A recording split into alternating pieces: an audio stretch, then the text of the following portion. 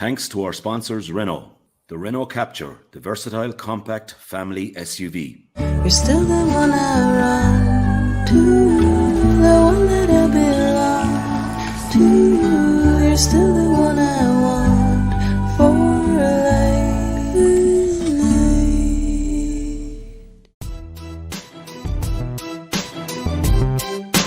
A grain of rice, a grain of rice is going to tip the scale. Just remember that, lad. There's a small bit of a needle there. Now, come on, Mayo, you've got to get Andy Moran into the game. Our mission was to show that we're no longer the whipping boys of Munster.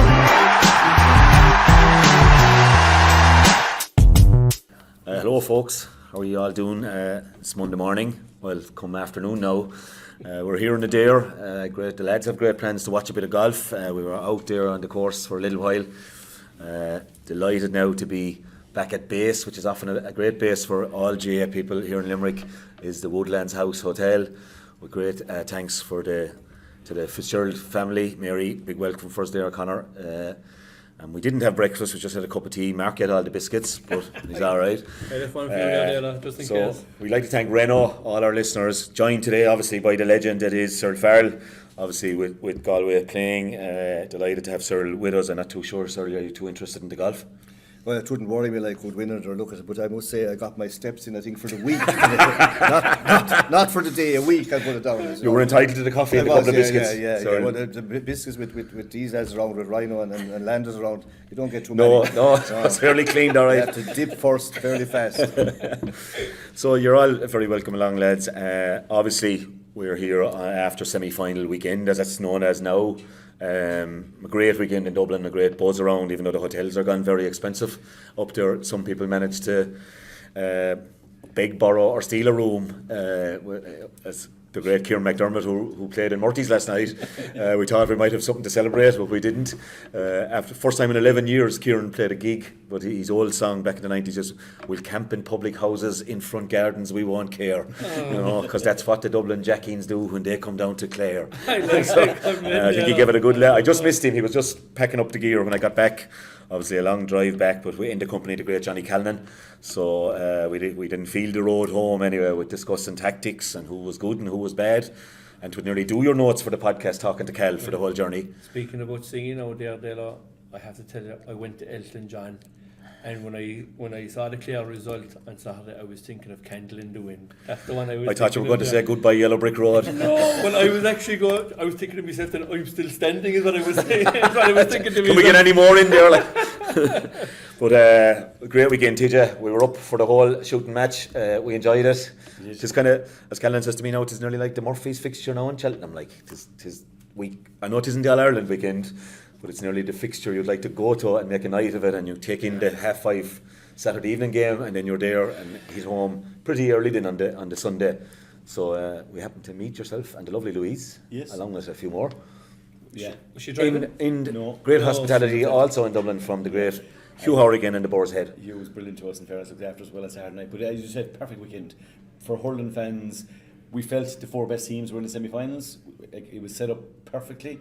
Saturday evening game obviously a little disappointing, which we'll touch on in a while, but yeah, overall great weekend, and his atmosphere in Croke Park was excellent. And in fairness, on Sunday there, halfway through the second half, when the game was in the melting pot, every hurling fan wants that. Two teams fronting up, having a cut off each other, and in fairness, it was hard to call there with maybe 7 or 10 minutes to go, like it was anyone's game. It was a gripping encounter, Cyril.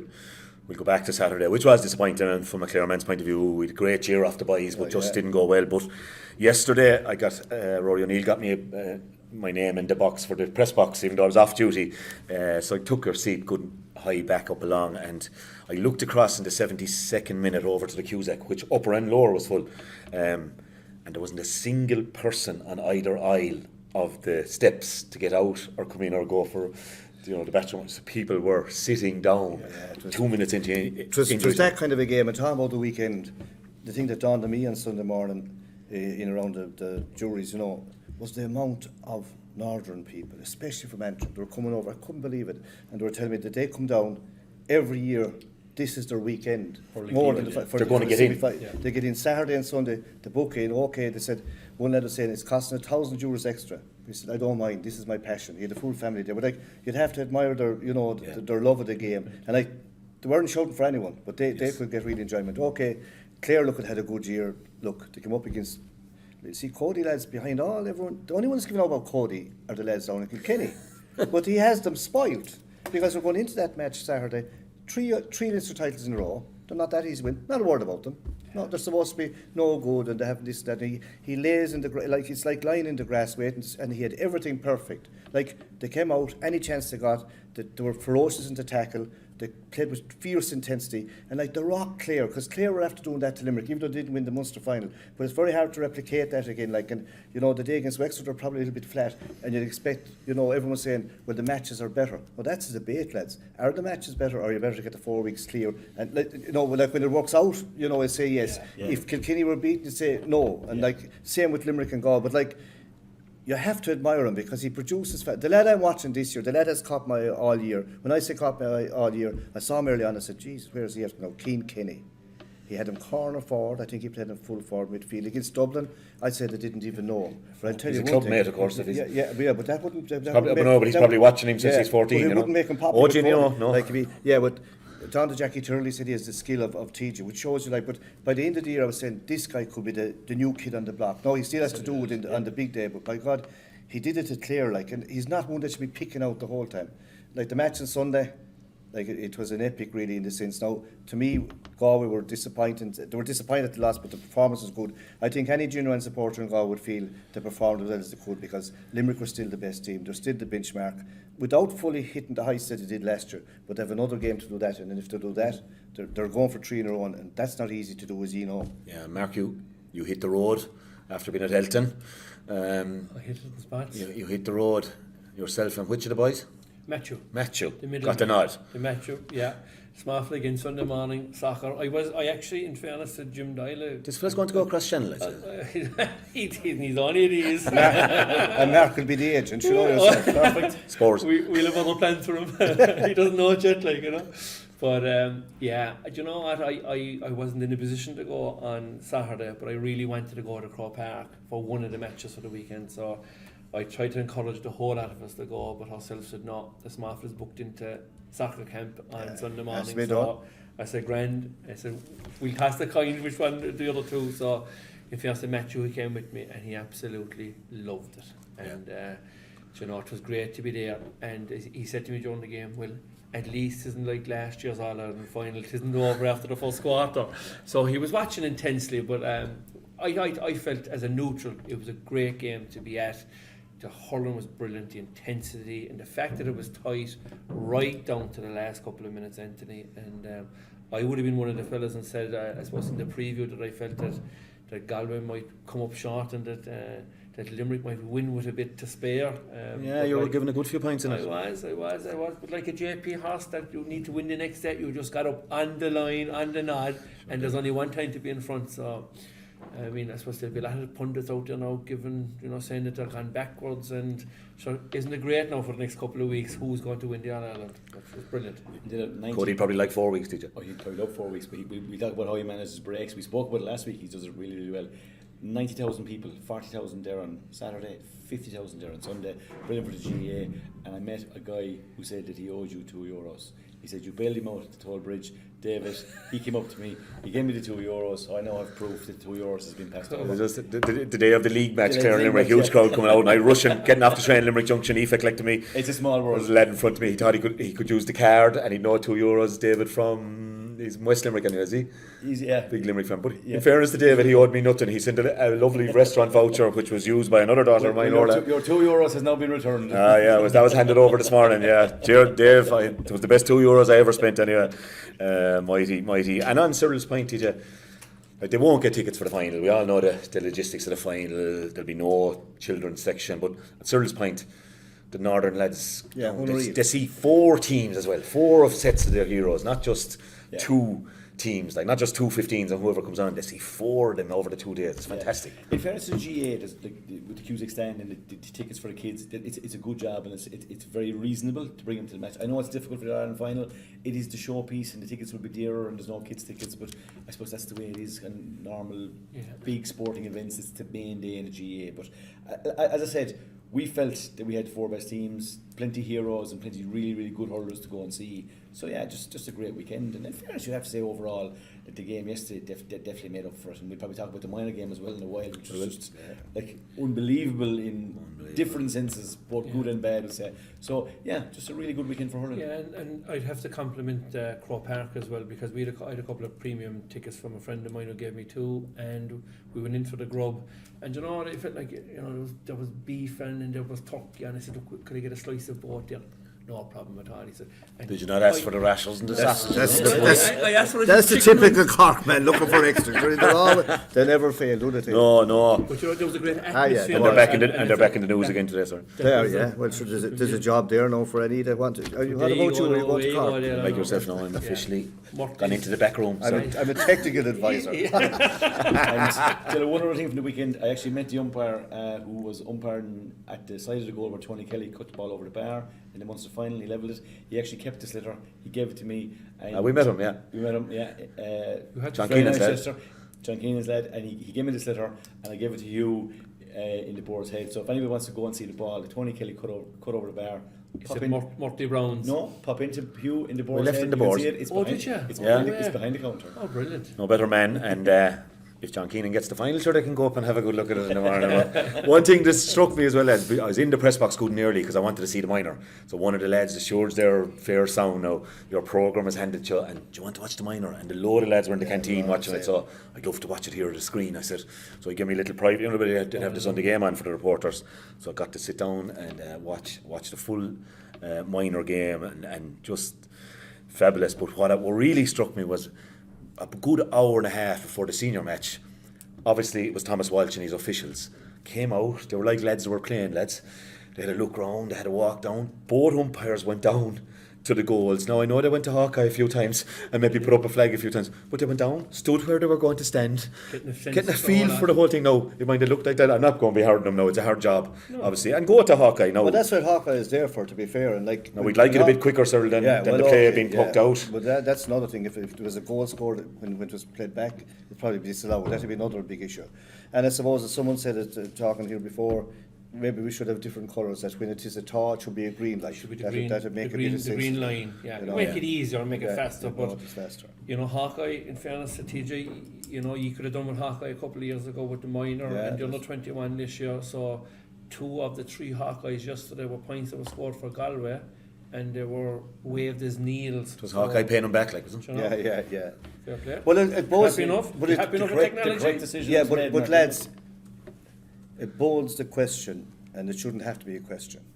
In all the major, you have Cork, Limerick, Thurles, Tullamore, Portlaoise, Croke Park, the main ones. There should be Hawkeye everywhere for championship matches. It doesn't make sense that it's only in Thurles or in Croke Park. Well, the fact that the margins have gone so fine. That's what I mean. You know, look what you've all trained. You've captained winning teams. You've played winning teams and losing teams. And that time there was none. It was all margins. Like if there was no Hawkeye, God probably got 2 pints or pints extra. And it's right to have it, but it should be the same for all the championship game. It should be in all the venues. Like they have disqualified, say, having a replay. Sure, Lord God, I'd say we're the only association in the world that throws away money like that. Why not put it back into Hawkeye? Why not put it back into the young lads' coach and put the millions back in that they're thrown away? It doesn't. Having the young lads, the damnedest of all this year was the minor match, going to penalties between Clare and Tip. They were falling over. They were so excited and so weak. Like, it wasn't fair to them. And like, I don't know who's making the decisions. Like, they have this thing, want the games played out of the way. The decision is kind of made because of the shortened seasons. But you're shortened seasons. But you're look at there's a week in between. What shortened We'd season? be split on this here now. I know, yeah, but like you know, but it doesn't. If you're promoting, but it could have been extra time penalties. Yeah, but if you're promoting the game, you put the minor final below Nolan Park. Good crowd then. The Antrim people that I met would have loved to see the match. Now, we asked the guy inside in the jury's hotel. There was a soccer match on from, I don't know, was it Amsterdam or Germany or somewhere. It wasn't even. Now, I did what you did, went over early, got it in. That's one thing with juries, though. Why we 2 big screens? The people were allowed in at 2 o'clock. Why not let the people in at 1:30? Yeah. Put on the minor match on the 2 big screens. Well, that'd be common sense, I suppose. That would have been beautiful. But juries is supposed to be a jail hotel. So the name of God, like, we just need to tighten up on a few things. But Anthony's point about having it in the ground, sir, it would have been mighty. Yeah. Imagine But the big screen. I know, TJ, imagine. if you give it, just say there's 30 on a panel. 30 on a panel of Tip and Offaly lads, and you did a survey of them all. Where would they like to play? Nolan Park or Thurles or Croke Park for a final? Yeah. I can guarantee you there'd be one place, Croke Park. That's where they love to play the finals. A big day for young fellas, for the mothers, the fathers, but also a thing leading on to the future. You want to be there again, because that's where the big ones are played. Well, we did kind of mention earlier in the year that maybe a good call not to let 16-year-olds in front of the biggest day of all, but perfect before a semi-final. Yeah, Wouldn't be a yes, full house, you know. Well, what I can see happen is a big, one of these semi-finals or a final with no match on in front. You're going to have 20 or 30,000 people coming late. Well, in time to the match, the styles won't be able to take them, and you'll have an All-Ireland final fixed for 3:30 and it won't take place till about 10 to 4. It's on the cards. It's going to happen. Well, it didn't start to start till about 3:34 yesterday because they wouldn't line up for the parade. Jerry Grogan was going absolutely beluga in the stand. Will you get over to the parade? They'll start coming late to the styles. They won't be in time because there's nothing to come to see. Yeah, I know what you're exactly, saying, exactly. No, it's just for me, and I said it to a few people in the press box, why couldn't we be watching the minor? And there'd be two massive, beautiful screens we have here. Yeah. And one lad, a journalist, said to me, that would make total common sense, they know. And look, we don't always get things right here, but I think these are practical things. If this is going to clash again, we would ideally like to see the minor match on there. These are only That common would- sense, like it isn't. And it would have allowed everybody from Offaly and Isn't it incredible to think that there was 27,000 people went to the minor final? That's a ferocious crowd, and like these are only 16 or 17, and they put on some performance. Don Logan said it last night, Mark, that he doesn't think there's any other possible Underage in the spectacle world. under 17 in the Yeah. world that could draw 27,000 to one venue. No, when you Incredible. saw 14 or 15,000 at the Leinster fight, like it just shows you Monday that. night, yeah. Well, like you had the two teams. I think Offaly, even though they were very unlucky yesterday, were the dream team. Like in a sense, they were the talk and that coming from the doldrums that they've gone into. You know, Everyone wanted them to win it, but I guess Tip and James Woodlock, he yeah. might have rolled his luck a little bit this year, but he got it done, Woody. Fair play to you, and hard luck to Leo. We'll talk about it. Yeah. well, in he a might little be bit. the lucky general because a few matches I've seen them, they've got the break, like fair play. And 'tis a help.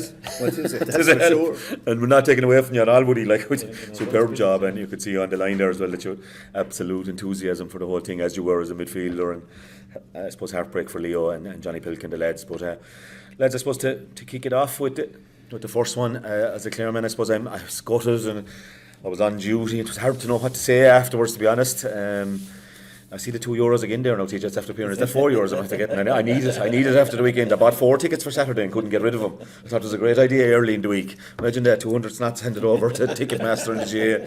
Doesn't like me to be cut like that, but anyway, if you could just give me 4 again now for the final, that would do lovely. But disappointing, I suppose. TJ, I had heard, I didn't even say it on Friday, that John Conlon was doubtful. I had heard, but what I heard was that he would start. But when we saw him in the warm-up, I suppose it was, and I'll have to say, after coming off the podcast on Friday with Hoagie, and we know you're enjoying Mallorca, Hoagie, hope you don't get scalded, and well done on paying over the £200 to come on racing. Mark Landers is just in total shock. It came into the account this morning, unbelievable. There will definitely be a receipt for that now. Hoagie, well done. And you're in as an ambassador as well now. That's the bad news. You'll have to turn up for meetings and he'll be on your case. But no, after listening to Hoagie, lads, I just got the smell off him, and I said it as soon as we came off. Eileen said to me, "How did that go?" And I said, "Great old show with Hoagie from Mallorca. It's mad world now we live in." Oh God, she said, "Yeah, fair play to him." And I said, "I didn't like the vibes off him from a clear point of view. Training had gone well. The training camp weekend had gone very well. There was no injuries he knew about, and I just thought, are we ready for this?" And I hoped we were. The general thing in Clare was the dirty diesel was blown off in 10 minutes against Wexford, but I felt against Wexford we lacked a bit of energy, TJ, and I got a huge sense of that on Saturday. But the running off the shoulder, even if you look at the couple of goal chances, maybe I look at Peter Duggan's, and I think it was Michael Dignan was doing the co-commentary, and he said he could have laid it off, but I don't know who was running. Maybe it was David Reedy. He was behind him still, and the pass for the Aaron Shannon one was slightly overcooked by Davy Fitz, who had a good game, to be fair to him. And even in the second half when Shane O'Donnell tried to burst through, I don't know who was on the overlag, it was David Fitz actually himself at that stage. He wasn't able to get up ahead of Shane O'Donnell. I just felt that little bit of energy was missing from Clare, and probably sucked out in with the John Conlon news. we were all surprised with the Paddy Fitz call. We hadn't seen him all year. No Paddy from Club Hurling and Clare, mighty man, and he's seen a lot of action under Brian Lohan, to be fair. But we were all surprised it wasn't Keane Nolan or possibly Aaron Fitzgerald. And then early on, I suppose a couple of chances, and then Tony missing the early free. It seemed to me it sucked the life out of Clare, and Kilkenny started, of course, as Cyril has said, they started on fire and they started up for it. And not saying that Clare lads going up to an Ireland semi-final, of course they were up for it, Teach, but when that kind of thing, energy sucked out of you and the other crowd smell it and they get that energy straight away. Yeah, I think you've nailed it there. I would have been one of the ones who tipped Clare beforehand, albeit we were questioning how Cody was going to use that break and how masterful he's been at it in the past, and he spoke about it straight after the Quite game. He open. said it was perfect for them. They got a lot of games played, and he just said that since the start of the championship until after the Leinster final, there is really no time for training. It was kind of just going from game to game to game. Like, they didn't get a chance to get their 15 on 15s, and he just credited that. I didn't know anything about John Conlon thing until I got to the ground, and then I had heard obviously the pipes. I was majorly surprised, I suppose, that first of all that he was out, and then the way they went. I know Davy Mack had a super game at centre back, and I'd say in fairness he could play anywhere. The other one or two things before the game that you were hoping that Lohan would get right were, I suppose, the positioning of Tony Kelly. We possibly thought that Mikey Butler would do what he did. I thought he would have been better positioned inside. I think he would have been better for them. They're used to the ball to the inside line, where you had David Reid and Ian Gallivan in the two corner forwards, and it was like Laurie ball in high, and then very early on you could see that Kilkenny were dominating the sky. Hugh Lawler caught a brilliant ball, and he's a kind of a little bit like a Brian Lohan was in the past now, like growing into that role. When he catches the ball out of the sky, it lifts the whole thing. But they seem to get everything right. Clare had 11 wides in the first half. Tony Kelly and the freeze, we questioned. He missed a couple in the Munster final in the second half. He was taken off him again the last day. And then when he misses that first one, which is normally straightforward by his standards, as you said again, he's starting to drain things. Then the energy wasn't in the legs, and then it just wasn't happening for Clare. And you could just nearly feel this game going away. And then by half time, 117 to 6 points. Clare had 11 wides in the first half. Kilkenny had 1 wide in the first half.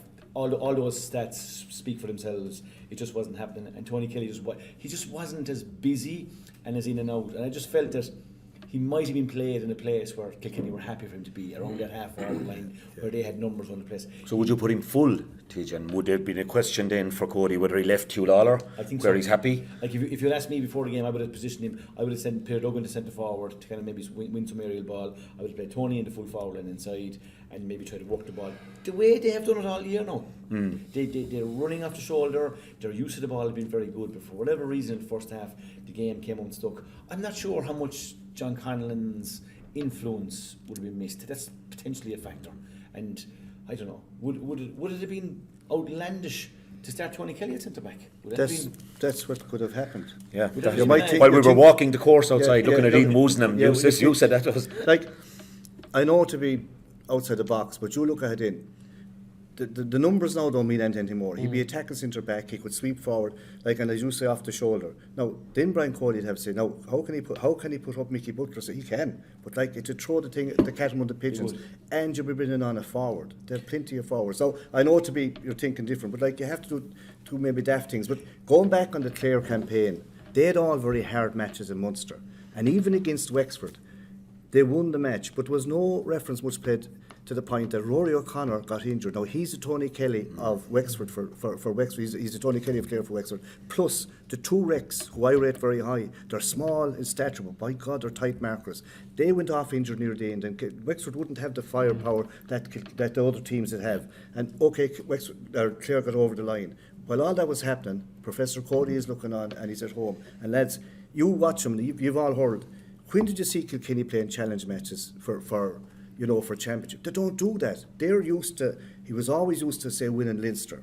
And he was always used to getting that, even before it was knockout, getting that few weeks. And his thing is, get them few weeks, and the training is savage. That's the way they work. They don't look for challenge games for other counties. They do the inside training. Yeah. And he had a spot, like, whatever he did, he had a spot on the last time. The influence in the first half was incredible. Incredible. Cody, TJ Reid. Richie Reid. Yeah. What TJ was doing, he's just general passing, fielding, free taking. Yeah, and what was TJ, Mark, like, an awful lot of talk last night about, and we always reference it because the Sunday game was great to, give us different thoughts on things, and the boys have all day to be coming up with, I know we're roughing indoors outside.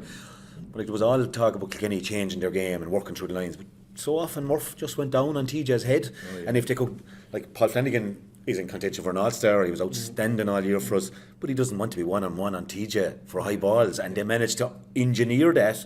Murph sees it down the field and just bangs it down, and sure Reid. Yeah, sure, like look at the puck out, Murphy the ball. I think it was McInerney went up and out to go wide, or the next thing, Welsh is below on his own out in the wing forward spot. No one here, he picks it out, bang over the bar, like very kind of simple stuff. But if that happened in a club match, it'd be given out like hell, like, you know. But just as you said, the energy didn't seem to be there. But just that Kilkenny are so clinical, and like they're so good at kind of taking the right options when they're under pressure. If they get a chance to score, 9 times out of 10 they'll score. If the score is on, they'll do the right thing with the ball.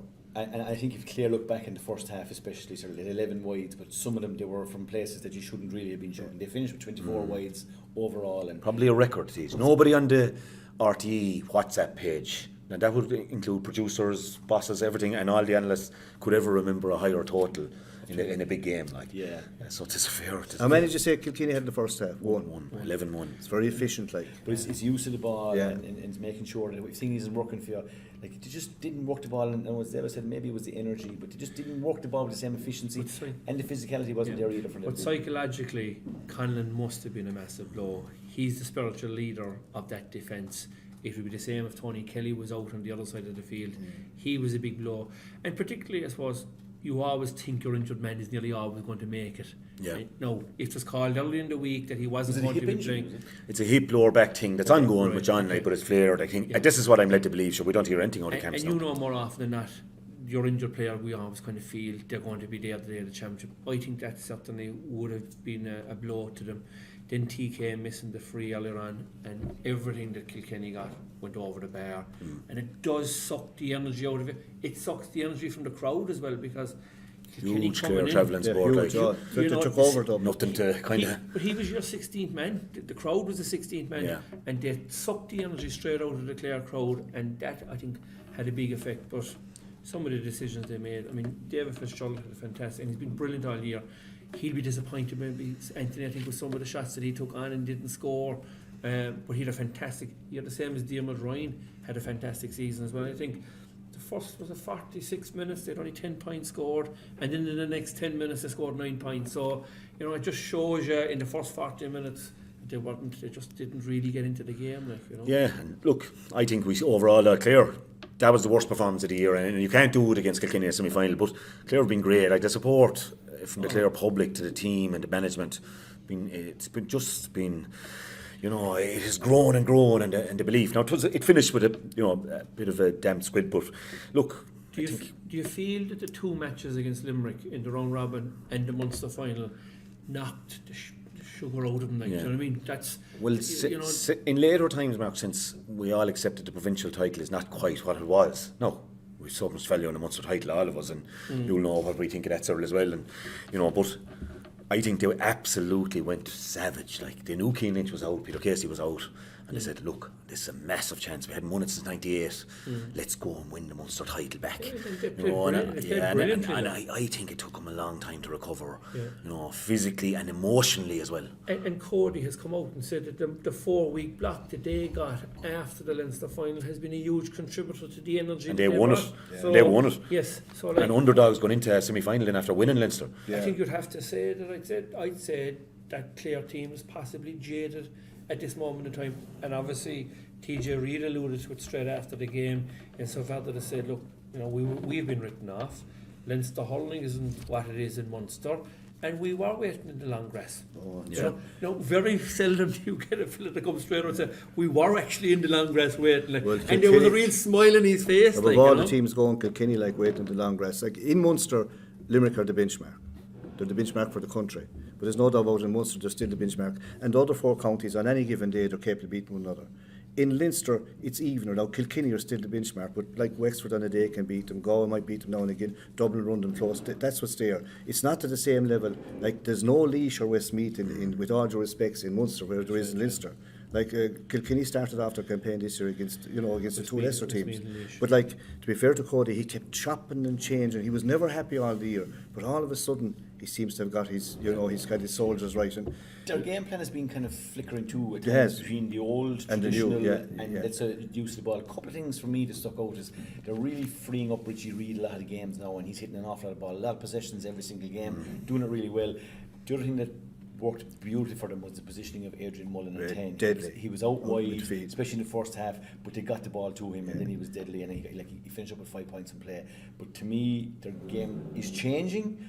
However, the basics, winning your own ball, the energy, It won't ever the change. The work rate. Hooking, blocking, chasing, all But it's the funny you should honest mention- stuff. it's funny you should mention that. The match in Pearse Stadium, Galway and Kilkenny, say Henry and Brian Cody, sharp puck out, hand pass going wrong. He used to turn around. You could see him. He turned around and used to give out to his own bench, not the subs, but his own backroom team, and he yeah. was Gordon effing James them McGarry out. getting Effing them out. So bad that the cop had to come down and when the thing would drop, he'd turn around and he'd pull the cap down and he was fishing at them. Like, in other words, now where's your fancy? Like, Henry and Paul Kinnock had to be separated yesterday, but it was Cody and Martin Comfort and James McGarry had to be but separated. that's like, I'm just saying, he was on his own. I think when Cody puts 2 hands Yeah, in the cap, he and lifts it up when and you brings see it him down. doing that, but- I think that's kind of leaving off steam, is it? Someone's getting it. But I think Clare read it Or wrong. that. Clare read it wrong yesterday because every time that Owen Murphy put the ball short, to say to the likes of Tommy Welch or Lawler,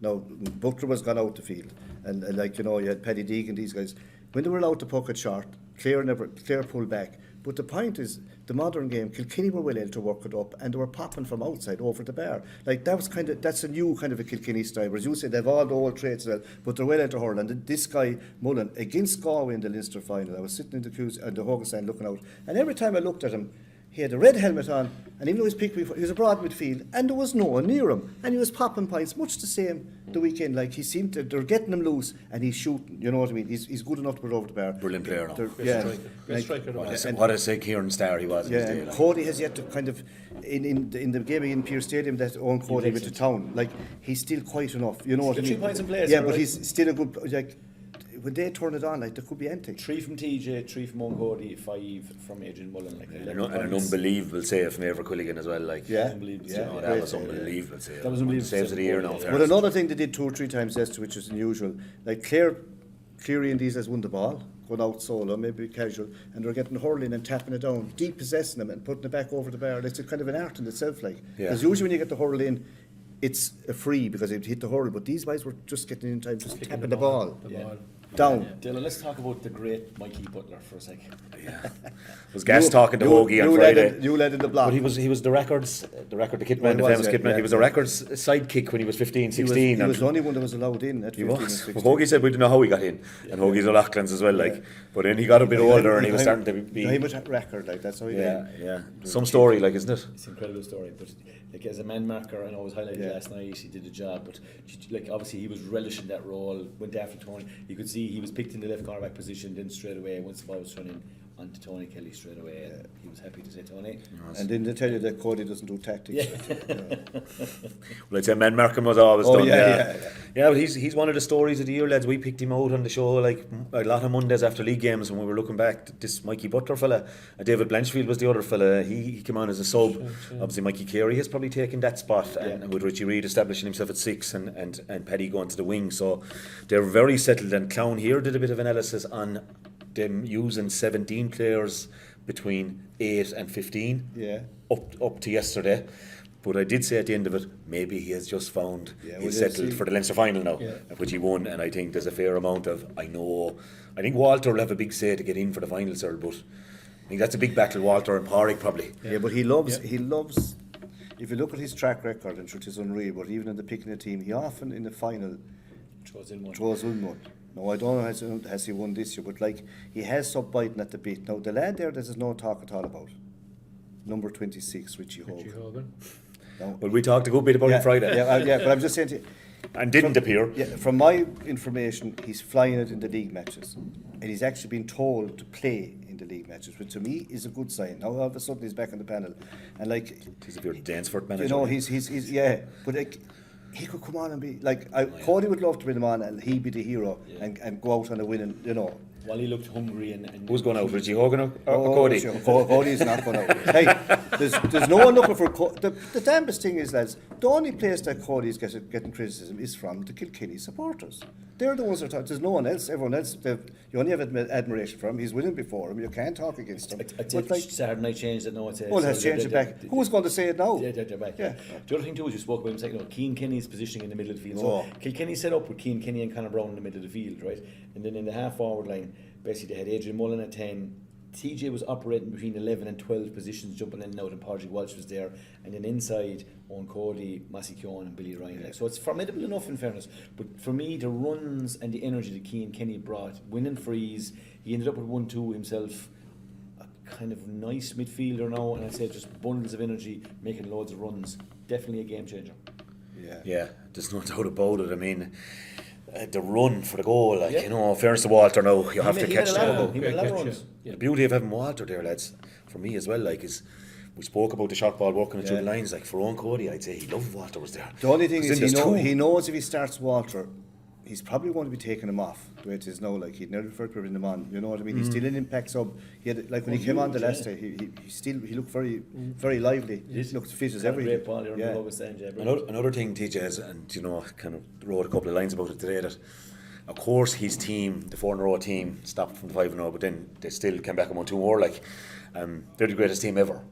Now there is a bit of a talk and there's a bit of a feeling that this Limerick team, average age of 26, you know, there's nobody much. Nicky is over 30. Decky, I suppose, is pushing the 30, is he? Yeah. But outside of Graham, outside of those 3, and one is a goalie who looks super fit and super agile. There's a lot of talk that there could be another. Will there be a lot of talk in the Kilkenny camp about minding the legacy now?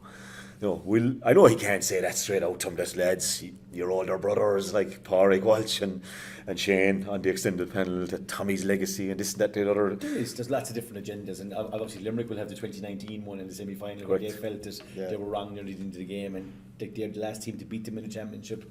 So I would say over the next 2 weeks we have plenty little avenues to go down. But to answer your question, no doubt about it.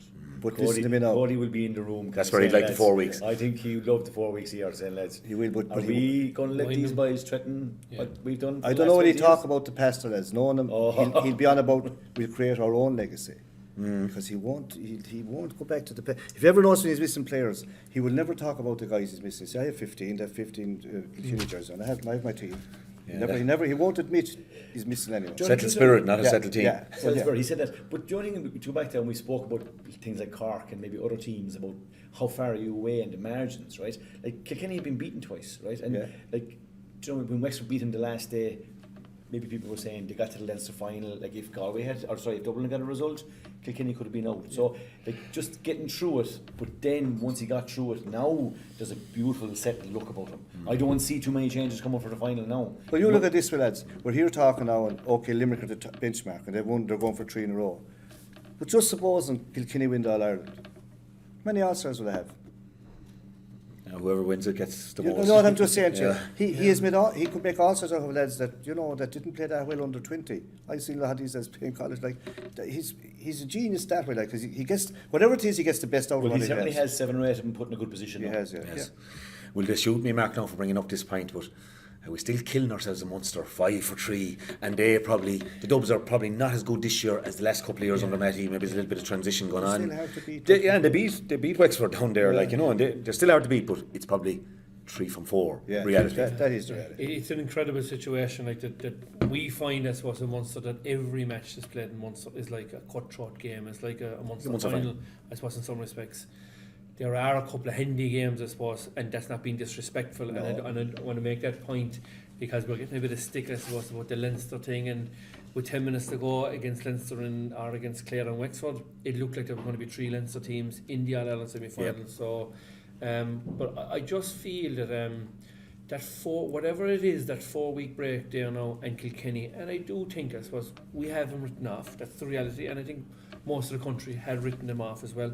And I also think that there's a narrative out there at the moment that says that this Kilkenny team is not as good as the previous Kilkenny teams, and that, you know, look at all the brilliant players that were there in the past and year and on. And I think these lads have probably taken it upon themselves and said, look lads, we need to create our own bit of history here. Yes. We're Kilkenny players now. We're the guys carrying the torch and the flame and the jersey on our backs, and there'll be nobody disrespect us. I suppose a lot of those players are probably saying to themselves, if I'm playing at number 12 or I'm number 5, I'm going to do my best in those positions, and if a man comes up against me and he's better than me, fair enough, but I will be wearing that Kilkenny jersey and I will carry it with respect.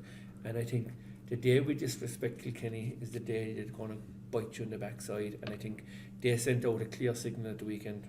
Bring it on now, lads, with all your talk. And I think I got plenty of it in the studio from Mr. Turtle. Well, probably a bit of it was Munster hurling discuss. Munster hurling discuss. We all kind of fell into that. We are just saying, like, I'm not Genie. God, I was involved in the Leinster Championship for 6 years. I'm telling you, I know how come, but there is that element that there's no handy game in Munster. No, there isn't any handy game in Munster. No. There's not. But the only thing is about going into this. They get no break week, of course, either. Limerick are ready. They know now what they're facing.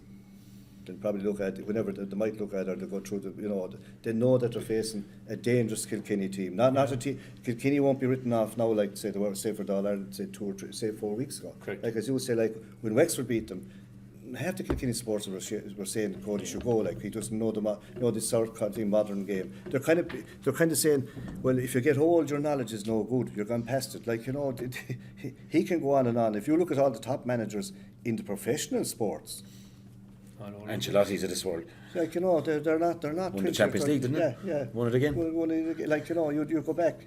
Like Alex Ferguson was going well. He got with age, he got better. Like, he had a better team. But I'm just saying to you, it doesn't go that way. Like, especially if you build the team around you. Like he has, like, you know the way he works. His team will die. Whatever 15 is in the jersey, Kilkenny jersey will die for Cody. Whatever is outside rumblings around. Now, as you said, TJ, he has stopped all the talk now. Yes. Yeah. See him on the pitch afterwards, and he's chatting to King Kinney and might have been Billy Ryan, who looked like two of his grandchildren. And they were shooting the breeze and a big laugh between the three of them. And I think at times there was a lot of talk that there was a bit of disunity in the Kilkenny camp after Salt Hill, and if there was, there's no unity that comes after disunity. It's really when it comes back together again, I'll tell you what, that's really powerful. But to go back to the Wexford game for a second for them, right? They just lumped an awful lot of ball along and it didn't work. So they nearly have to get to a point where it just absolutely didn't work and it didn't get the result for them to say, do you know what, we need some bit of a tweak. But in that game, and I think since then, in the Leinster final and in the semi-final, they have a beautiful mix now. But in that game, you see, Wexford man-marked, and they also played a sweeper. They went, you know what I mean? And they Kilkenny played in their hands out. I know they did, but like they kind of, you know, the Red Rock and Kilkenny's used to lump the ball in, and they were there all day. It wasn't going to happen, and like that was just one of these things. But like they learn fast. They're still at the hurl. Like the Liam Ryans and the Macho Hanlon's loved it. Like, you know, they're good in the air, hard, strong and hardy. Kilkenny went out to 12-1 to win the All-Ireland after that game, and a couple of shrewd fellas down our way had a few quid on them at 12-1, and if they got to the final, they were getting 6-1. So they have 6-1 in the bag, and now they're probably saying to themselves, do you know what? I have a right chance at 12-1 here. You'll be holding on to the docket. Clare, like Lohan, it's been a good year. Let's it has. Fair to them. Like nobody, especially Brian, wouldn't have liked for the way maybe it petered out in the first half, and for to be a beaten docket at half time was just really disappointing. And for whatever reason, like, and we touched on a couple of them, it's just amazing. Croke Park can do that sometimes to teams. You can get found out. We thought it was going to be a close semi-final, but found out. No, I think that's. I wouldn't go along with the found out. I just think non-performance, and we've often been on the sideline, be it a manager or a mentor, and you know this is a 50-50 go, and next of all, you know after 3 or 4 minutes, everything is going wrong. Come on, let's come back into it. You're grasping for something, and it just didn't happen. And every time the ball went down the field, it went over the bar for Kilkenny. And I can imagine Brian Lohan, and I said to you the other day, I'd say he was chewing iron on the sideline, saying, God, if I could only get out there, he would have been hurting so much, like, you know. Well, he was hurting anyway. He's a very bad back injury himself. I think he's damaged damaged his back. So the same life wasn't in Brian, but physically wasn't able. Managing and playing, lads, you know, let all the pitches be the same size or some little bit bigger or smaller. Croke Park plays big. Whatever, it plays big. Croke Park pitch, if it gets a little bit of rain in it, a small little squib, it plays faster. It doesn't get softer, it plays faster. It's like the ball is running the whole time. So if any little thing is going wrong, you're kind of found out. Your skill level, everyone's going to be fit. But I'm telling you, if your first touch, if everything isn't right otherwise, you're going to get caught at Croke Park above all other pitches. I don't know why, but it does play that. It's bigger, it feels bigger, it plays bigger. Yeah, but I'm going to say, Cyril, now that we'll move on to the second match. Well, Clare, great year. A lot of people didn't, and I think we got caught up a little bit in that, Cyril. And I'd say that to you as well, lads. We lost the Munster final, one of the best Munster finals played ever. Up there with top 10 of all time Munster finals. I'm going to say that. We took on the team that have dominated hurling for the last 5 years. We went toe to toe with them twice this year in Championship and in League. Small bit too much of a congratulatory attitude after the Munster final. The mighty men lost the Munster final, mighty men. I'm going to say it, I was as bad as anyone. I was so excited after the comeback against Wexford. I went down onto the pitch, and I was up in the press box. I went down onto the pitch. I haven't done it in years, and that creeps in. Mark said about the Kilkenny guys challenging themselves to set their own history now, and we have to now take on board all the good bits of the year, the negative bits the last couple of games, and the other bits around the league and everything else. Look at the great bits. We could go toe to toe with Limerick 3 times and say, no lads, next step is next year. Have to be in the 3 in Munster, and when we get to that All-Ireland semi-final, we're taking that next step, or maybe 2 steps, Cyril, and that has to be, we can't be clapping ourselves on the back saying great year now. You're 100% correct, but it's hard on a team. We've all happened like that when the county goes in behind you, it's desperate. And goes in behind the team and gets carried away with flags. It's hard on the team to keep. It gets through to the team. It seeps through. You know what I mean? And it's hard, and it gets hard. And especially when you're coming, say, out of to me, Clare are the dark horse of the championship this year. Okay, they got beaten like every other team, but they are the kind of the team of the championship so far. You know what I mean? Had a great year, and as you say, all they've got to do is to build on it. That's the thing. And I got just before you come in, Mark. Sorry, now, like '93, we came from nowhere, beat Limerick, beat Cork favourites for the All Ireland. Whole surge absolutely flopped and didn't come out at all against a Tip in the Munster final. '94 came out in Bay Tip. Limerick come along. Wasn't it been a major fear factor? We'd beaten you again. The whole thing. This is the year, Limerick, and I think look, now and then completely grown. And I think we have the team, the squad. There's good young fellas coming through, quality. Probably Aidan McCarthy needed the whole year to recover from this leg. What a player he'd be back next year. Get John Conlon back right. Lohan, if you think you're going anywhere, you're not. There's no way. We need to keep things together, but we need to push on our ambition now as well. Yeah, Shane Meehan, Keane Nolan, Mark Rogers. Great game time this year as well. But isn't it funny that the 2 teams that kind of, I won't say flop, but just fell away, were Waterford and Clare. Had fantastic. Everybody, we put up Waterford as being the second team that were going to challenge. Next while they fell. We'll probably put Clare into the second position, and they have fell. So again, it's feeding into the narrative of what you're saying, that maybe sometimes we're putting the team ahead of where they are. But we're inclined to judge. We're inclined to judge a team or teams, a team that wins, and what you see last. Last game. Do you know what I mean? We're all guilty of that. The last game. Because if you judge Cody, say on the Leinster final, you know what I mean. But now we're judging that they got everything right. It's like Cork last year. Yeah, like it's a very thin line. As you talk about Cork, new manager going to come in, maybe one of these boys here. But to me, they still have. They have a terrible lot, from the college scene, they have a terrible lot of talent. There's an awful lot of people doing interviews for that job. Is there? Live, yeah. we could have another one before the day is out. We'll touch on it. According to Michael Moynihan, the short list is Pat Ryan, Noel Furlong, Paddy Murray, or an outside guy, and he mentioned Liam Sheedy. So anyway, we leave that. He's probably right. Is your name there, Anthony? No. And Davy's name isn't down, and Donald Logan. They weren't being speculated. Brendan Maher was saying he was sitting between the 2 potential managers last night, or maybe the 2 of them working together. So who knows? But anyway, that's Kilkenny through. I think they'll take beaten. I think there's something about him that's looks savage to me. I think he'd love 4 weeks again. But anyway, lads, gripping contest yesterday, and Mark, and you weren't going to be going, and you were going to have to stay at home, but you took the decision to go up, and at 6-1 you might have been saying, Jenny back, and credit Galway, they really weren't going to, they played for the manager and they didn't roll over, and the game plan was good. They were brilliant, to be fair. And I would have been one of the people that I would have felt that the form wasn't in the book. I thought they would struggle to get over Cork in the quarter final, and the same in the Leinster final, but they came yesterday with everything, and they produced obviously their best performance of the season. and that was right from the goalkeeper right up to the corner forward. But I mean, the likes of Monaghan in the middle of our wing forward, 4 points from play, probably got 3 or 4 more shots off. Glennon in the middle of the field. A lot of new lads that were into the Galway team hurled out of their skins yesterday. And I think then, coming down the stretch with a couple of minutes on the board, and it was level at that time, like, I thought they were just immense. And then we obviously had a bit of aggro on the sideline between Kinnerk and Shefflin, which just shows you the intensity of what it means. Championship hurling, guys that are putting their whole life on hold, I suppose, to give everything into their teams. It's going on every day of the year, though, and for a linesman to call out a ref for 2 yellows. I just thought, I know. God love you. But you know what? Or as fourth official, I don't know who did it. Doesn't it show that the passion that's involved in the whole thing, like, you know? And like these guys, I just think they're brilliant people. Henry and Kinnerk and Kylie and all the other people in the background. The stuff that they were able to produce yesterday. And I thought overall as a spectacle, I really enjoyed the game as a neutral, and I didn't mind who won the game, but I just thought the overall, everything went right on the day. Obviously the technology, the Hawkeye and stuff like that. Yeah, he wasn't with you, sir. They all, Well, at least they were wide, like there was no, you know. But we'd like a call before the puck out is taken. Well, I mean that's something that they'll have to look into. There's no, but I mean, in that situation where it took maybe 2 minutes and the ball was pucked out, it was in play, came back up, went out for a line ball, and then it went to Hawkeye. The reason for is that they had reviewed it. Everybody thought in the stadium that there was a point.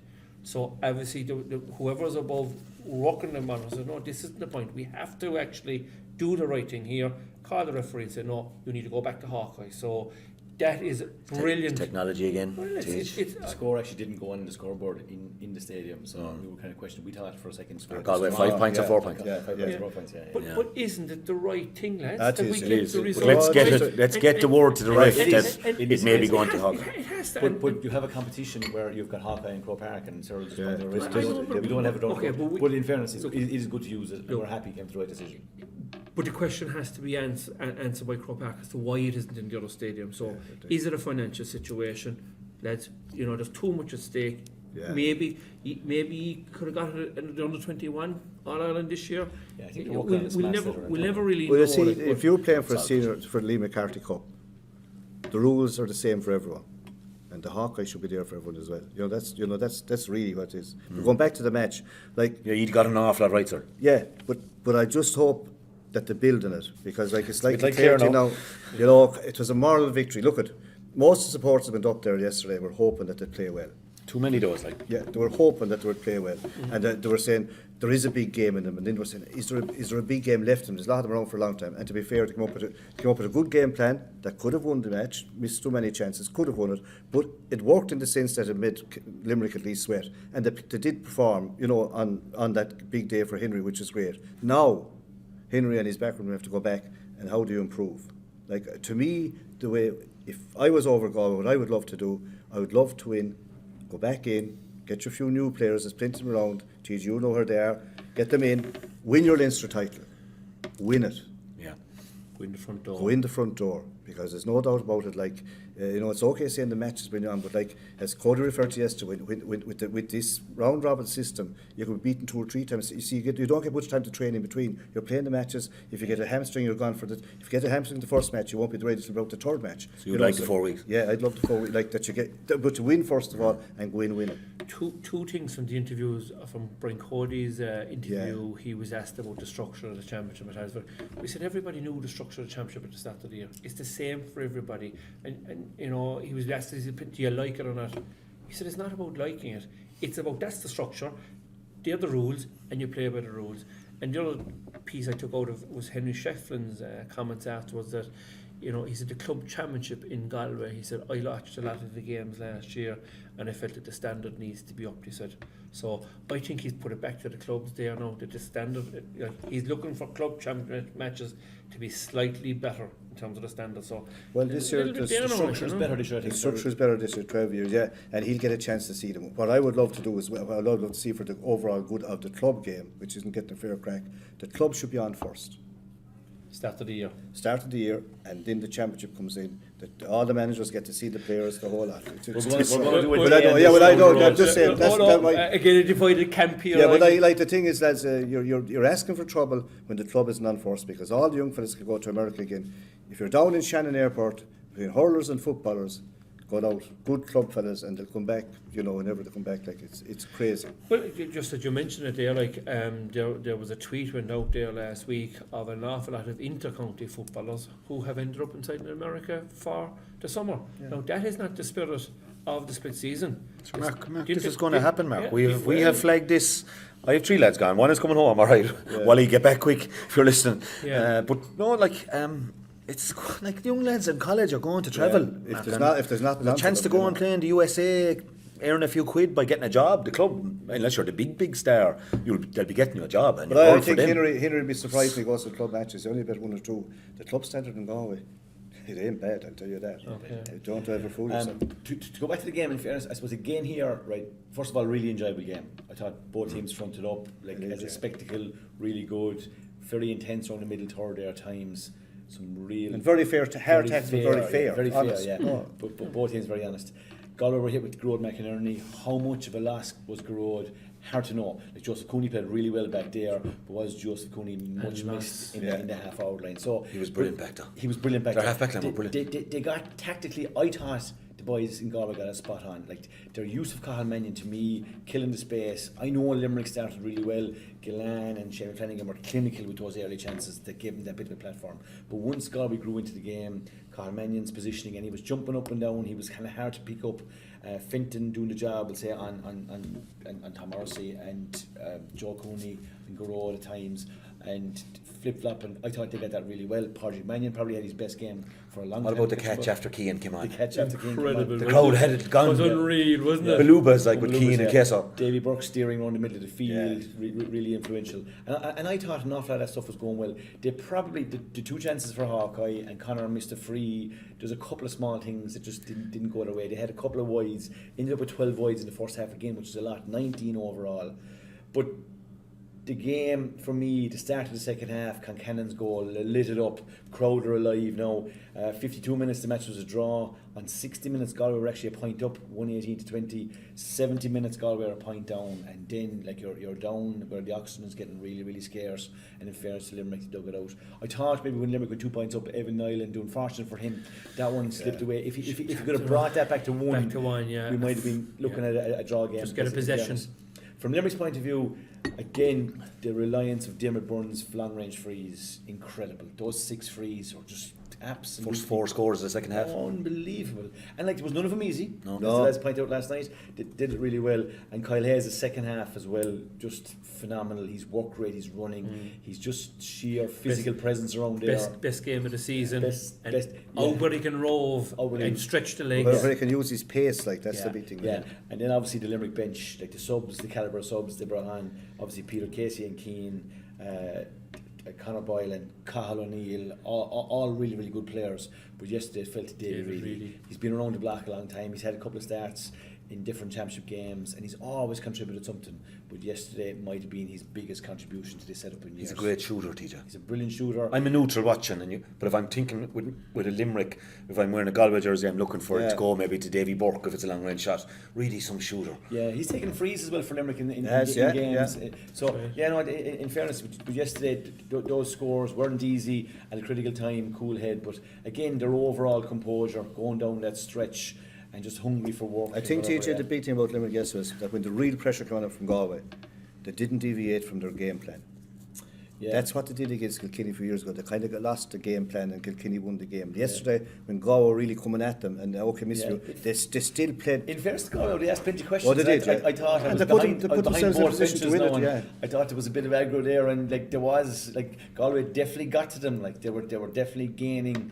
And for Paul to get a yellow card is unusual. Yeah, well, I say it's probably more like it's Henry up the line now. If he's going to influence the linesman, I'm getting stuck in here. And he's a big name now, maybe not as a player, he was a good footballer, but he's a huge name in the coaching world, obviously. Probably the biggest for a long, long time. But TJ, going through the matches, failed to beat Clare 3 times in the year. I thought you were a good bit ahead of Waterford, but allowed them to get 2 goals. It got tight. You struggled to put away a tip team that didn't go well, let's say. Yesterday was an awful ferocious, but have you come back a bit? Or is the posse catching up? Or Keane Lynch is missing? This is my big thing. And Peter Casey, another. I think that's huge. Like Peter Casey and Keane would have been possibly two of Limerick's better forwards. It's the hurler of the year, number one. Hurler of the year, yeah. And the fellow that was on for man of the match in the Ireland final. Peter scoring like averaging 4 or 5 points a game. So that's been massive to be able to pull through to here. And we've had a situation where Kyle Hayes was out, and different players, different times, key players being out. But you'd have to say the lads have negotiated. Yeah. The route back to the Ireland final exceptionally well. We're here now. You would have to say that given game time to Keane and Peter Casey, now they'll be ready to play definitely more. Like I could if you ask me now, I could definitely see one of them starting in the final. I think there'll be a change. I think it's set up perfectly for them, and look, they'll be glad today to be back in the final. Now, but you probably wouldn't want to take Kyle out of the forwards now. Yeah, it's a strange after one that game. Now, if he had a middling game yesterday, you would. Supposing the pick, say Kyle Hayes wing forward, and drop and put Keane Lynch centre forward, and drop. Now it'd be a big thing dropping say Morrissey and drop Mulcahy and put in Peter Casey. Yeah, but they're the calls that would be available to them. And look, in fairness to these boys, they've made an awful lot of right calls over the last number of years. They seem to have got them all right. Definitely. The result of the game, as I always say, influences as to whether you think a fella got a decision right or wrong. You know well as well, the likes Tom Morrissey has struggling for form, but he could be man of the match. Next time. Like the reality is, before the game, I think Galway would have been happy to know that Gerard Hegarty don't score a point and Tom Morrissey don't score a point. They'd say we're in the hunt. For me, like I think Aaron Glenn has been brilliant all year. Like again, to come up with 6 points to play, none of them easy, that over the shoulder. I think myself that Aaron Gillan is definitely in hurler of the year category. I think he's carrying the inside line. I know Flanagan was very good against Clare the last day, but this is a guy who is man-marked, man-handled, everything you name it, day in, day out, freeze from play, he's contributing, and I think he's been phenomenal. So I think John will be really happy. It's nicely distributed. Like, I can't imagine with Tom and Garrod beating on the fellas that they are would say, right, they'll start. But they'll come flying back into it. I'll fix this. I'll fix this. It was a game, they were man marked, and as I said, you have to credit Galway too, sir. They got those right. They got the matchups right. They did, Fintan, Joseph Cooney are strong boys now. Well, they are. You know Fintan well, he's strong. That's what I felt about Cork and Galway. Cork should have beaten Galway, but I thought Galway were better equipped to take on Limerick, size-wise. Matchups. Like think of who may have been in the half-back line for Cork, like physically. There was none of them in Joseph Cooney's. The manliness, the size of him, and Fintan, like shoulders on him, like and Pádraig Mannion then in the air. I mean, that catch off Keane Lynch, like if we were Galway men in the stand, you were up off the seat. It was one of the moments of the game. Particularly when Lynch got an unbelievable cheer around. But what was lovely was when he came on, they gave a little high five to each other, and then they said, "We'll go at it." It was beautiful. I don't know if the camera picked it up because we were there. Yeah, we saw that as well. They would have hurled together in college. Were they on the same team? Mannion and Keane Lynch, was it? No, Joe Cooney. Joseph Cooney. He came on Joseph Cooney first. Did he? Right. And instead of Joseph Cooney coming out giving the dunt back, it was a quick high five, and they both have a little punch to each other, somewhat just a friendly. Game on now. It was very good. That's fair to be. Yeah, they would have. Yeah, they would be in college. Yeah, and they'd be like that. Magic moment now. It was a real for a lad. Cooney is a kind of a giant of a man, but he's a gentle giant, if you know what I mean. Now, he's able to use it, but he's not, he's like he started before. Yeah, he's a great player. I tell you, he's really responded to whatever challenge Sheffield put out at the start of the year for fellas that had been there a while to go back into the well and go deep. Yeah, and there's 3 Cooneys in Sarsfields. You have Joseph, and you have John, and you have Kevin, and there's another young lad, Thomas, coming, and I can guarantee you, I know the other 2 boys aren't really flying for the county yet, but they're all great players. They have it in them. Now, Kevin could have, not to be critical now, selectors, we've all been down to Kevin, probably could have got another 5 minutes. Well, maybe. But I think his best future is ahead of him once he gets game time. Like they are good players. It's in them to be good, even from the mothers at the Mannion side, Tomas Mannion, the brother to Catherine. Like Landers, you'd sell foals out of that. It's unbelievable. The break about the breeding. Yeah, well, like the Mannions were great hurlers in football and rugby players. They could play anything, but like they're bred in the purple, if you know what I mean. To be players. To go back to what you said, so there is a good template for Galway to move from here now, and so the next couple of moves will be key, won't they? They've brought us a couple of nice new players. Full back line was very good, like Tom Monaghan, Ronan Glenn. The backs were good, like you see the backs. There's a nice bit to build on, isn't there? Oh, there is, yeah. I just hope first of all, I hope that Henry stays his term. You know what I mean? Because he's getting on very well with them, and it's his first year and he's just getting there. He needs to get a few more players. I think we really need to win that Leinster title. You know what I mean? To go for it. Now they did go for it, but I'm just saying More support needed for Whelan, I think. Yeah. Oh yeah. That's a big thing.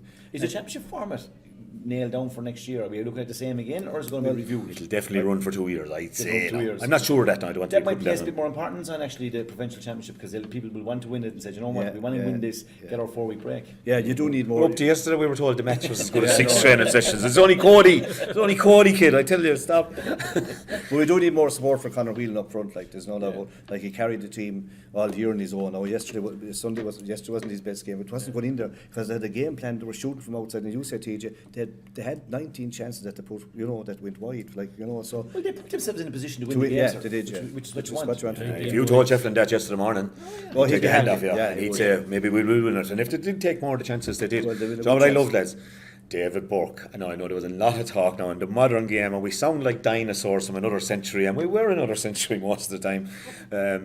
But what I loved was David Burke flicking the ball up and hitting it 80 yards first time, and there's Brian Concannon in behind Mike Casey. Thanks very And much. what a finish to the roof of the net, which we also don't coach anymore. It has to be low, and any team I'd be with would be sick of me saying that. But you know what? It was a throwback, and wasn't it lovely to see? Brilliant. Yeah, but you know what, Anthony? Like you know what, all the modern coaching and hit the ball, the crossfield ball out to the corners. That's perfect. Corner forwards out the front. But it's very hard to score a goal from 30 or 40 yards out to the side. Most of the goals are still scored from inside around the square. And even if you look, I felt sorry for Offaly in that minor match. But like the tip goal came from everyone in, and the football with Galway versus Armagh. 2 straight ball. And the same with Galway versus Roscommon. We were cruising the match next to Roscommon, said we can't get anything. They kicked the bloody thing in high and threw them out up in the net. So like, where was the planning behind that? So like, Gainer, if you listen, I don't know if you do. Yeah, but like- Cyril is in the same. There's no seed any goal scored from the corner flag. well, there's not. Just, this is the thing. Like, Yeah, it's fair. I had a great view of the goal, and you could see at the minute David Burke and Casey was. You knew he was caught. He knew he was caught. Not used to balls like that. Correct. He's not going to play through the lines, and bang, back in the net. Like, just proves how the good quality players. well, you see, any forward likes a fast ball. You're all forgetting about that. And early. You know, fast and early. Like I'm you sure know. Cody will have that noted under the things to do pieces for 2 weeks time. But one thing I was going to say is we had the good fortune of being in Jackie Turrell's company on Saturday night, very and good. Fergie Dewey as well. Like right, so Regaled us. But Jackie was saying if there was one era he would love to have hurled in, it was in the 90s. This is ball lumped long, right? He didn't do any different in the 2000s. Anyway. Short puck out, Jackie, swivel, fight for the above, lads. So to my zone. Yeah, fellas having a cut off each other, he goes, and just no one kind of giving an inch or taking an inch. Couple of pints after league games. Pints after league games. He loved that. If there was one era, he goes, that I was suited for. He said it would have been the 90s. He said, I'm trying to kind of get there at the moment. He said he's back playing junior. He's gone back in the backstop. He said, gone back in the backs playing junior. The full He forward said, experiment did not "Yeah, work. crack," he said. You see, yeah, but I think it was I full. would like to see Jackie or come in now in the junior game. Cyril, some 20-year-old give you a right roasting against O'Loughlin's. I don't know, or who else is in the city? The big other club, the city. Apologies, Michael Walsh and all. Dixborough, some young fella from Dixborough give you a roast, and Jackie. Let's face it. I was caught him. I said, sure. I said, Jackie, these O'Loughlin Gaelers have treated them in the backs. They know how to play the backs. Like these and there wouldn't be any love between Jim Stevens. No. You know, he had a couple of big hitters as well from the village there, especially with Keane Kinney being a contender for man of the match in my opinion. So lads, the scene is set. It's great to be here in the Woodlands. We may be back before the final. It's fantastic. So look, the scene is set for the final, lads. What a 2 weeks. I'd love if it was 3, I have to say, just to give it a bit of extra build up, because the football semi-finals will be all talk now with the Dubs and Kerry and another massive one, I suppose, with Derry and Galway. The referee for the final, Dylan. I know, we'll talk to that. It's a huge one. A lot of speculation. The game, we're looking forward to 2 teams, work rate, intensity. Well, if the Wicklow referee gets it anyway, John Keenan. John Keenan, if he gets it, we won't need any, like, they can go, they'll suit both teams. No Hawkeye either. No Hawkeye. We were talking No to the refs. umpires as well. We don't need, well, we might need umpires, no lines, no nothing. No, let them at it. But Because- I think, Cyril, but like I know, I know, but I'm just saying he let I'd love it we go. got it. Yeah, well, that's what I Yeah. mean. And so would Kilkenny and so would Limerick. They'd love because first of all, there'd be no one sent off and there'd be no cards until flow. Like it to be probably All Ireland final of all seasons because like they'd be at it. But I think he contributed to a great months of finals. I think we 2 great refs yesterday as well. And a lot of talk to Cullum Lyons is due one, and I think he would. It's interesting to see Brian Gavin. We always reference Brian's column in Sure, the Brian had his own rule book when he was refereeing as well. I don't have to laugh reading them, like, you know what I'm saying. I know, but interestingly, we all know the way he ref, but he's speculating about who's in the final, and he's regarding, you know, the 2 yesterday at Fergal, John Keenan's brand of refereeing. Some people would like, and he speculated on which of them should get it. And he also said Cullum Lyons, but he did say he'd have settled for Cullum. He'd like for Cullum to get it a couple of years ago, maybe when he was reffing really well. That he might not have the same confidence at the moment, which, as we disregard. We always talk about players having confidence and maybe a lack of confidence, but for refs, it's probably a huge thing as well, Mark.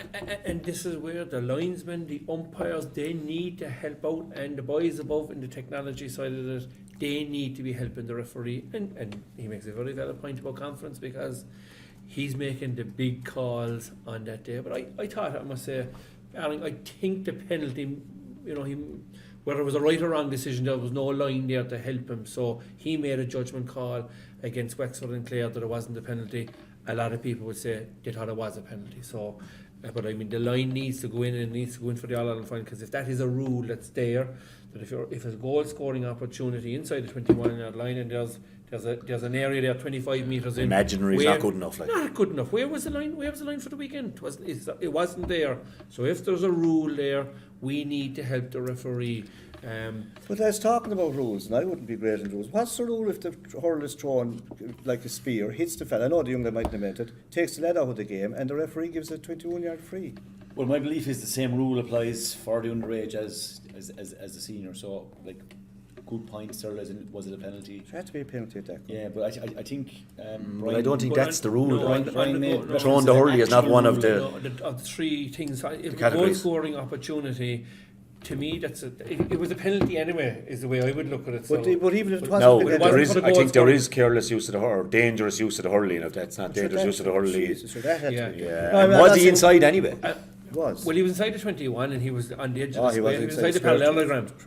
But that's why he threw it. He was inside the square. It was still a penalty, I suppose, at the end of the day. We but- leave the refs, so when yeah. we talk to you again, we'll know who'll be refing the final. So we're sure they'll give it to the right man. Is that a point during the week? I said Cullum Lyons. I'd say at the end of the week, yeah. I think You're predicting Cork will have a major say in the destination of the Limerick Carty Cup. Cork will be back in the All Ireland. Go on, Mark, go. We don't go full programme, sir, as you know, without mentioning Cork. Like. Yeah, well, it's very important. I remember saying to Frank Murphy one time, he was getting a lot of matches down before it was done up down in Park. I said, geez, if every match here we're going on, you'll get the All Ireland, slagging them. And he said, you know, it wouldn't be a bad idea.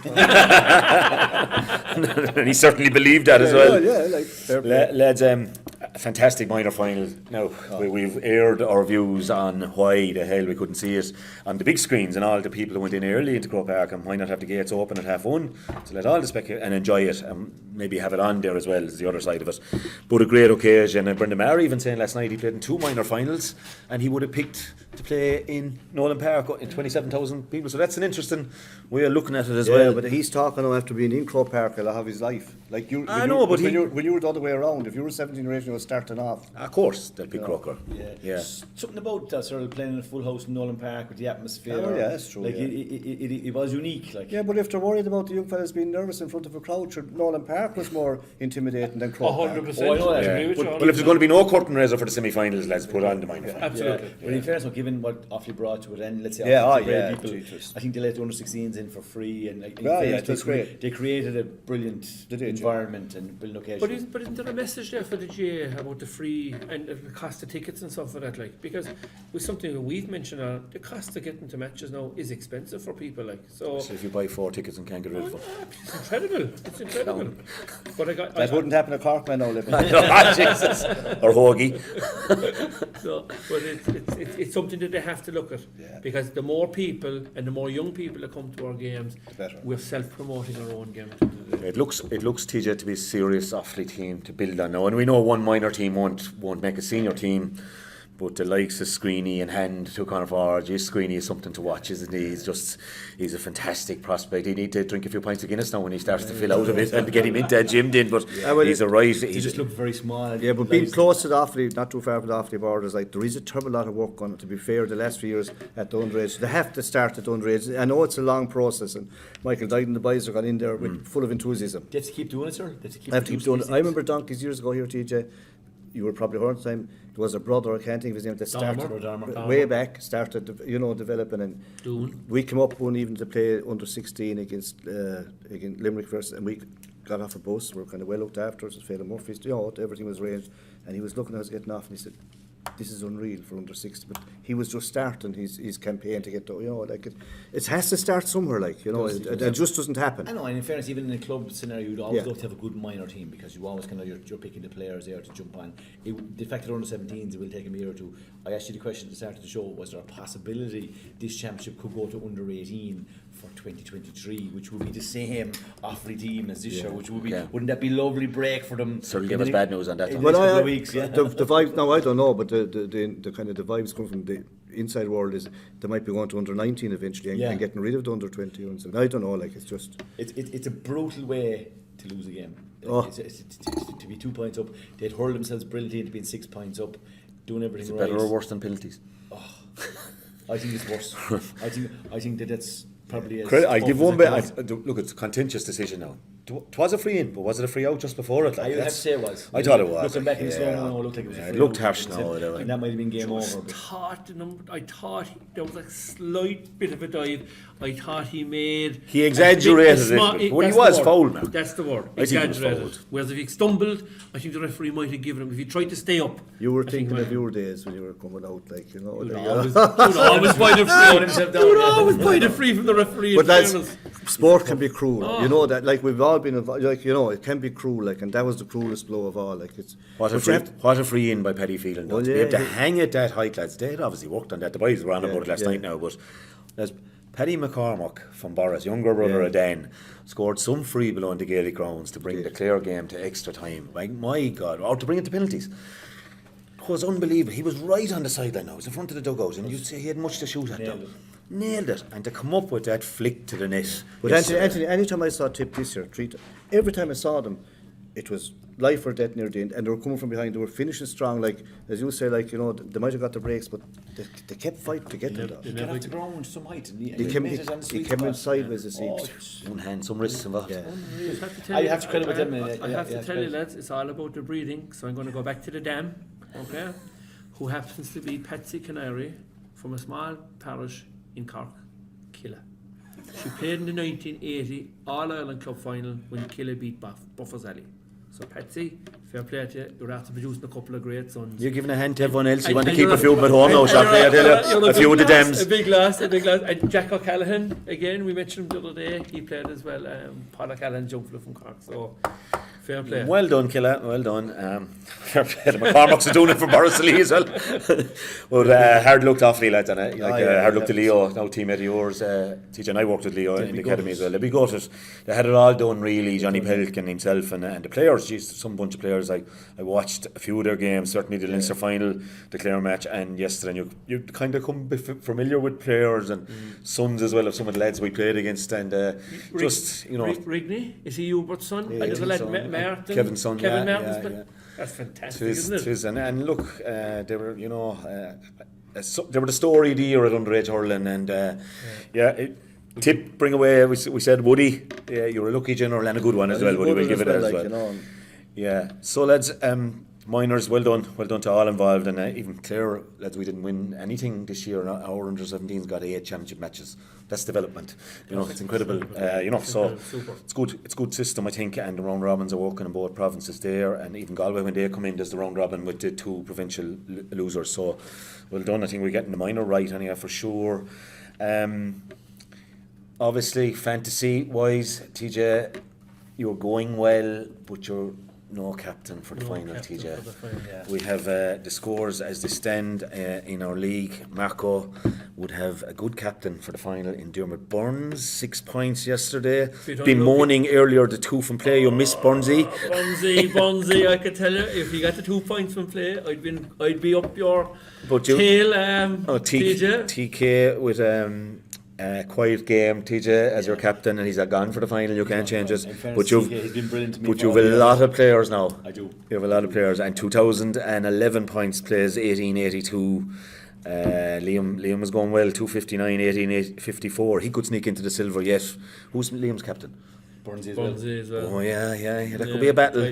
Yeah. I cemented my place in 5th, I'd say. And Hoagie, well done on the changes over there in Mallorca. You got it right, and certainly the Wooden Spoon will be going to a 3.4 mansion on the Douglas Road, Blackrock Road, down one of the posh parts of Cork. And Shawnee, it's you. I don't know how you're getting 89 points with that team you picked as well. And I've not much to look forward to for the final. Conor Cooney was my captain, so Galway are not going to be there. Our Listeners League, Kieran Kinnerk hangs in there. But Michael Murphy from Dunley it's 269 plays 260. It's going to be savage. TJ, you're still 6th on our Listeners League. 6th overall, 90 points to final. No captain now, you won't be on the podium. Hard to see it won't be on the podium. Yeah. Very happy with the run. I will be obviously delighted if I can take our own little chunk of silverware. To say that I beat GE for once would be incredible. Mark just wants to be me. If I was first and you were second, that'd be unbelievable. Well, you won't come home for 2 days. Our team selections definitely improved through the year. We had a bit of focus, I must say, and some fella said I was only in it for the league, but the championship now I'd come from a long ways back to sneak my way in. As Hoagie said on Friday, it took you 5 years, Landers, but you finally got the hang of it, and the team around you that you built as well. And maybe with the big jobs coming up down the road. Yeah, huge news. Your expertise might be required. Huge news, Mark. Kieran Kingston has decided to walk, and there was a lot of speculation, I suppose, which is obviously for us. And well done, Kieran, on your time, involved, I think, with Jimmy since 11, and would have been involved in that epic final and replay with Clare, delivered the Munster title in 17. The only 2 years, I think, were John Myler's 2 years of 18 and 19. He hasn't been involved, and not alone as he left a good, set up to be taken on by somebody, but he's left a fine forward as well in Shane as well, who's a top class player. So it's moved on, Mark, and it has. I suppose there was an awful lot of speculation straight after the game, and I suppose just to reiterate, I suppose Cian's 3-year term was up after they were beaten by Galway. So I suppose there was a lot of speculation in terms of succession planning, and 2 new coaches in Noel Furlong and Pat Mulcahy had been appointed by Kieran the year previous. So a lot of people were looking at that, and he was offered an extra 1-year term, which would have given the opportunity to the other 2 lads to stay on, I presume. So for whatever reason, I suppose he has decided that, look, enough is enough. He's been a fantastic servant for Cork for the last decade. And I suppose as Donald Cusick said last night, the process starts now as to who will get appointed as the next manager. And I suppose, in the past it was a kind of a case of we'll pull some flower out of the hat maybe, and that's not being disingenuous, as does it. Whoever was in charge of the county board more or less picked the manager. Frank. Whereas now there is a process whereby there will be an interview, there will be, you'll have to write in and say, yeah, I am interested in the job, and you'll be interviewed, and you bring your CV with you. Yeah, absolutely. And your bring team. your backroom table with you, and then they'll make a decision, I suppose. So I suppose the front runner at this moment in time, I'd say, is Pat Ryan. He will be universally respected insofar that he's won 2 under-20 All-Irelands, and he would had a very successful coaching and managing term with Stars as well. So he's probably the front runner. And then I suppose Donald Cusick would definitely be in the running, I would expect. And maybe Ben O'Connor would be a dark horse, I suppose. Would Furlong Mulcahy not have been brought in with a view to the future? I think they would, but I suppose, in the past there was a bit of hassle, as you know, with players and managers and stuff like that. So the appointment of the manager is the key thing, and he's allowed to bring in his own selectors. Okay. So it's more whoever's appointed as the manager brings in his own backroom staff. So there's a lot of talk around maybe an outside manager as well. That has certainly been muted. I just don't know whether Cork are probably ready for that at this moment in time, but it certainly is doing the rounds. But I don't think Cork will make a quick decision. I think this will rumble on for 2 or 3 months, and no different than anybody else. It's a big job. There's no point in saying otherwise. But whoever does get the job, I think they have good raw material. We've won a minor and we've won 2 under-20s in the last 2 years. So that's certainly something to be looked at. And I suppose I would always be of the view that an awful lot of those lads should be developed, because if they were good enough to wear the jersey at minor or under 20, they were the best players at that time. I don't know how much development is going on in the background with those players, but there's certainly 40 young lads there I would suspect to work with, like, you know. Yeah, and we wish Cork the best of luck on that. One M. Landers is not going to be a candidate by the sounds of that. 100% correct, Daly. Not available for selection. I think before people throw out names, and we will know, this is life changing in terms of what's required in the modern day to be a manager. Like, it's very time consuming. It is stressful. It brings a lot of issues, I suppose, maybe into it takes over and consumes your life. And as you said, this is a big job, and it's probably an important appointment for Cork as well into the next couple of years. My honest opinion is I don't think they have a huge amount to find in terms of how far they're away from getting back to where they want to be. But I suppose at the same time, the stats will say that it's been a long time for Cork since they lifted Liam McCarthy. So yeah. Well, I think that this appointment is a critical appointment. There's no doubt about it, because the talent is there, and I said there is a feeling that, and Liam Sheedy referenced it on the Sunday game a couple of weeks ago, that there's an All Ireland in this team, and you know, if they happen to get one, you'd never know. The confidence will grow, a bit like what has happened with Limerick. You know, they've got better and better. When did you ever see a Cork man that confident, for Christ's sake? Grow. Grow, you know. Jesus. Yeah. But look, I think, you know, they probably won't go outside, Mark. I don't think so. I just don't think they're ready. That's the point. I mean, you know, and the Camogies have gone outside already, like. So. They have. The men down there, like. Is Davy throwing his name? Well, I have to say we are a bit behind on the Camogie. We'll have to get. You were good at it, sir. You often are. There's 3 teams. Yeah, Galway and Kilkenny was a big draw. I watched it last night. Obviously. Galway, Kilkenny, and Cork. Tipper coming as well, but they are the 3 leading teams. Now that, you know, you can get an easy semi-final or hardened, but they're the 3 that are at the top at the moment, you know. Okay. So great stuff, lads. Any fogers, TJ? Or No, we had a bit of come on racing during the week. We had Cyril all racing people can, non-racing people can tune out now. We were in Tipperary during the week. Later on, on a cracking race to finish second. Just unlucky, just found 1 too good on the day. That can happen, but great evening, great fun. We had Purring on Saturday. Just whatever, a couple of reasons didn't work out for her, so we might be coming back and trip, maybe a different type of a track, but plenty to look forward to. We have a trip to Willie's on Saturday, good number of people going, should be a good day out, and we have that horse to look forward to. And I think Jim's given us the possibility that we may have a runner in Galway maybe towards the end of July as well. So lots to look forward to. So is Jim saying that? I would like to hear it from you. You're closer to Jim than these two. Yeah, well, that little races could come up the hill in Galway, like a little bit. If there's a cut in the ground, which probably will. Farrell. I would love to see her come up the hill, like, you know. So yeah, I'd like to know, and Jim, he'll tack one for Galway. You did mention it earlier on in the season, Daly, that we could be up in the stands, like, and seeing the colours coming down around the corner. You know, if you don't dare to dream, it can't come true. I know, yeah. And sure, look, it'll be some crack if it came off. We'll see. Enjoy your visit to see all that'll be fantastic in Mullins' stable, and Katie Tay obviously doing a bit of work as well. So, great stuff, lads. Thanks a million. Great in depth. Did John Terry say that he was going to buy us a drink there? No. we met John Terry. Do we call him the great John Terry? I think we had a picture with John. I told him not to cut up the course anymore. Yeah, we was going buying the drink until that, and then he said, forget about it. Nah, he says, I'm out at 12:45, mate. He says, you know, so yeah, with JT's out there, lads, and if you join him later on, it's going to be dangerous. I've a bit of work to do. So these two are in a leisure bike when it comes to Monday afternoon. Do you know what I mean? Once the own mayors are scanned and everything is all right, like, you know, he's a man of leisure. He's after selling a lovely fall here, for God's sake. Yeah. He'd just be selling them there while we're going on. Sure, he's texting people that sold. Yeah. He put up there sold at one stage in the phone. I hope he got it in the camera, lads. So, lads, thanks a million. Great crack. And obviously, we'll have a preview night. We don't know the exact details yet. I forgot to give a little fogra on Friday morning. My older brother Martin with a significant naughty birthday. So, congrats, Margene, and we'll get to have a pint soon, the two of us. We won't be having it after the All Ireland now, with Clare bringing back to Liam McCarthy, but we'll get there. Thanks, guys. Cheers, guys. Thanks to our sponsors Renault. The Renault Capture, the versatile compact family SUV. You're still the one I run to, the one that I belong to. You're still the one I want for life.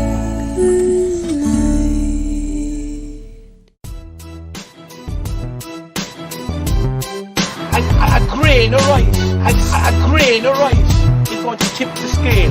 Just remember that, lad. There's a small bit of a needle there. Now, come on, Mayo, you've got to get Andy Moran into the game. Our mission was to show that we're no longer the whipping boys of Munster.